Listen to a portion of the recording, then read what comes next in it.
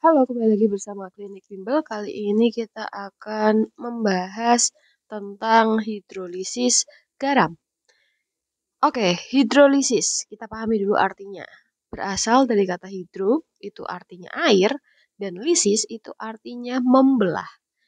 Nah, hidrolisis garam artinya apa berarti? Yaitu reaksi anion atau kation dari suatu garam dengan air. pH suatu larutan garam biasanya dipengaruhi oleh hidrolisis garam. Berdasarkan asam dan basa pembentukannya, jenis garam dibedakan menjadi 4. Yang pertama ada garam dari asam kuat dan basa kuat. Nah, biasanya ini itu tidak terhidrolisis karena dia sama-sama kuat kan. Jadi, nanti pH-nya itu netral, yaitu pH-nya 7.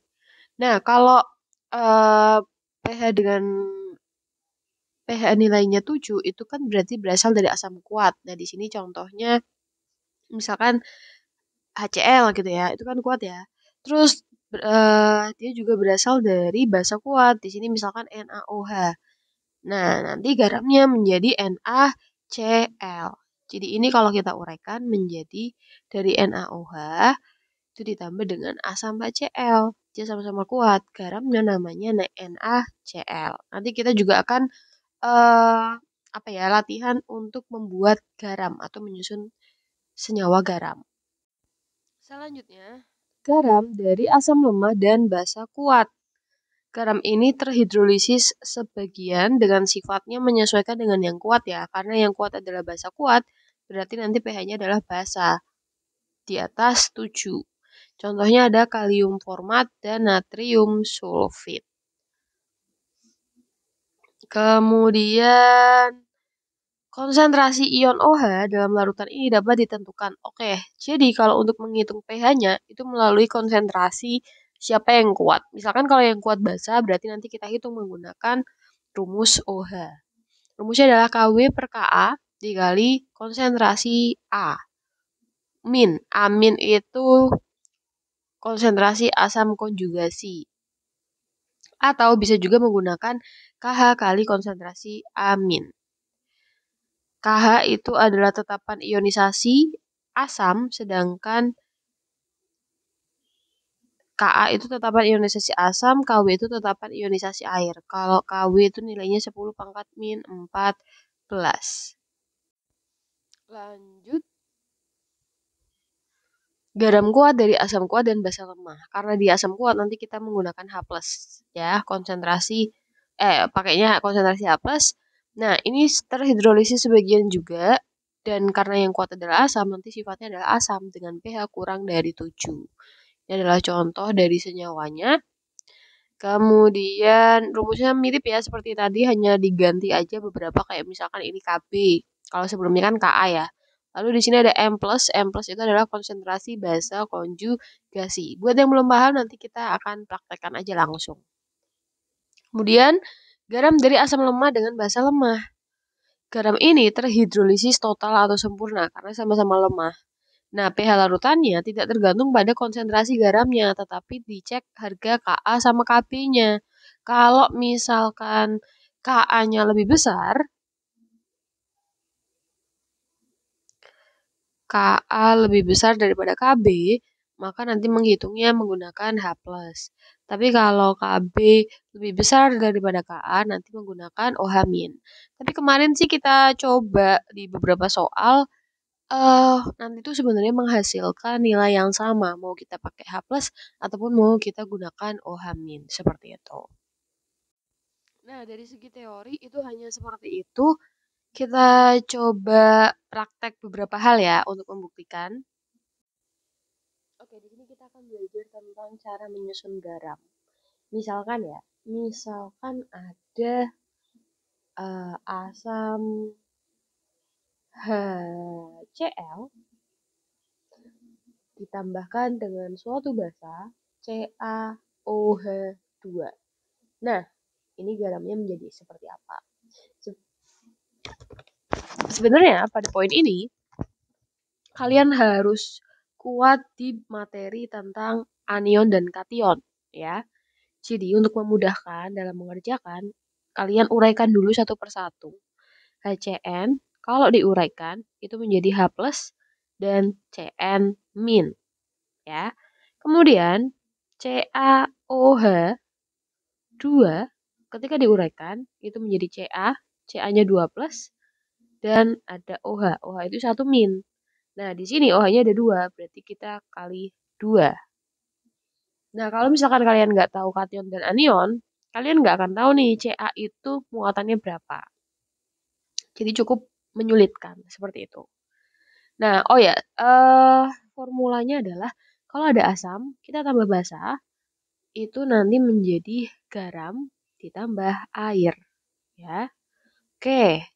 Kemudian ini ada H plus di sini, ada ini, itu nanti akan berikatan membentuk air atau H2O.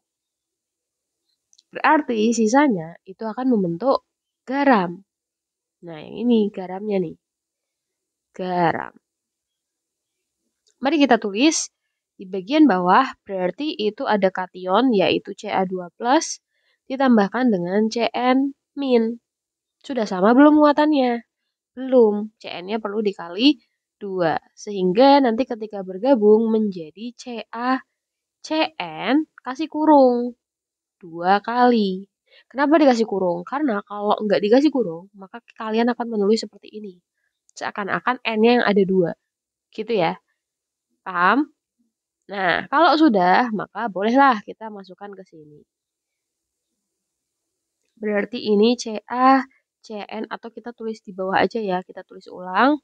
Sehingga hasil akhirnya HCl ditambah CaOH2 menjadi CaCN 2 kali ditambah H2O. Langkah berikutnya dicek dulu sudah sama, sudah setara atau belum muatan unsur di kanan dan di kiri. Kita cek. Cl di kiri cuma 1. Cl di tunggu. Bukan Cn ya, tapi Cl. Sorry. Ini salah. Cl. Ini salah, harusnya Cl.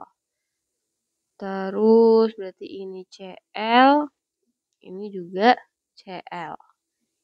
Kita ganti Cl. Oke. Kalau sudah dicek, di kiri Cl-nya 1. Di kanan Cl-nya 2. Samakan dulu, berarti dikali 2. Kalau sudah Ca-nya sudah sama, oke.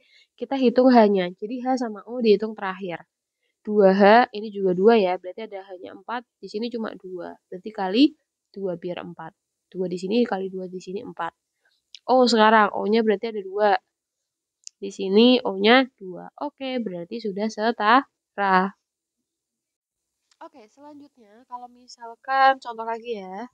Misalkan H2SO4 kita tambahkan dengan misal LiOH menjadi garam titik-titik plus air.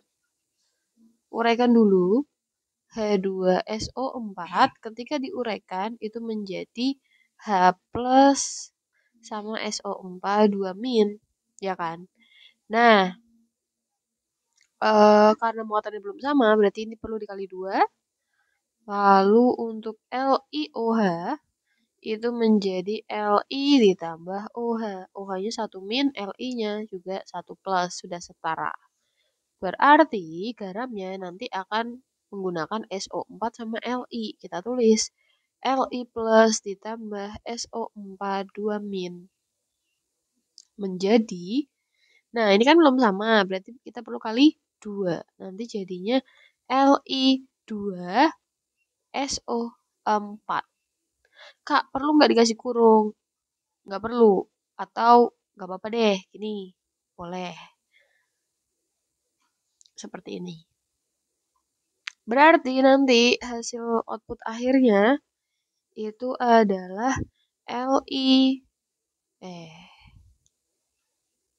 H2SO4 tambah LiOH menjadi Li2SO4 plus H2O. Dicek dulu sudah setara atau belum. Di sini Li-nya 2, di sini kali 2. lalu hanya di sini 2, di sini 2, 4 ya. Berarti sini kali 2. Cek O-nya. 4, O-nya 2 berarti 6. Ini 2 O, ini 4 berarti 6. Maka sudah setara.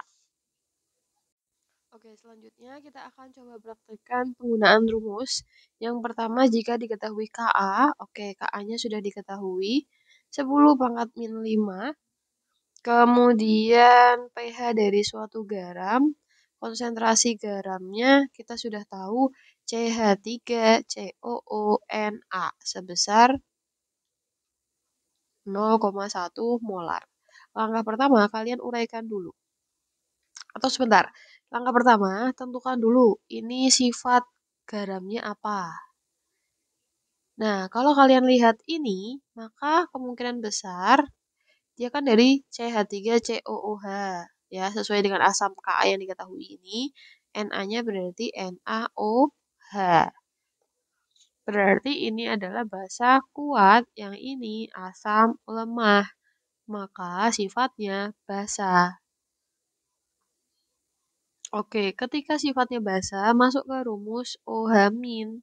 Rumusnya apa? Akar KW per Ka kali konsentrasi amin.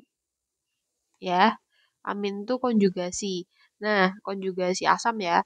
CH3COONa ketika diuraikan itu menjadi CH3COO min plus Na plus. Dari situ kita kan tahu nih konsentrasi si garamnya 0,1, tulis di sini. Kemudian karena koefisien mereka sama-sama 1 depannya gitu. Nah, berarti konjugasi asamnya itu juga sama nilainya. Tapi kalau ada koefisiennya 2, ya ini kali 2. Tapi karena nggak ada, ya udah berarti masih sama. Kita gunakan ini, masukkan ke sini. KW-nya 10 pangkat min 14, Ka-nya 10 pangkat min 5, konsentrasinya pakai yang ini, 10 pangkat min 1. Sehingga 10 pangkat min 10. Maka dapat 10 pangkat min 5.